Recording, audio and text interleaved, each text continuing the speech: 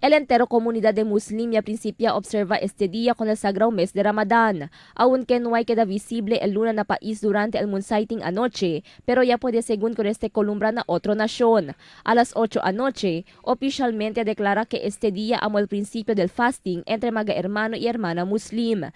Según con el Deputy Grand Mufti na rehiyon, Sheikh Abdul Wakil Tanjilil, durante el tiempo que taman puasa mga hermano y hermana Muslim, ta prohibikan nila come ito maagwa, principiando subir el sol hasta abajo el sol. Ta prohibí también hacer magamal actividad y habla magamal palabra. Además, reitera si Tanjilil que en esta observación amo el tiempo para pedir perdón y ofrende sacrificio.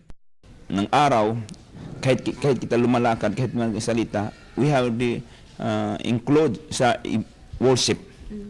Nag-ibadat tayo.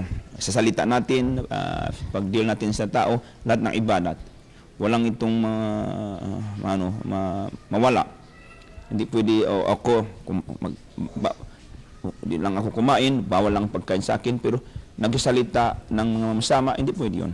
Un obligasyon según a cada Muslim el puasa, por allá lang con aquellos quien magapriñada y tiene problema na salud. Obligado también según mga Muslim reza más de 5 veces cada día. El worship según a Diyos amol importante durante este mes de Ramadan. Ito tinatawag na it is obligation in our duty should be done. Ito ng pinaka the most important worship in our life, yung Ramadan.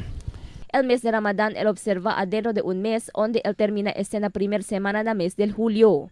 Cristal Almonía, Dateline Zamboanga.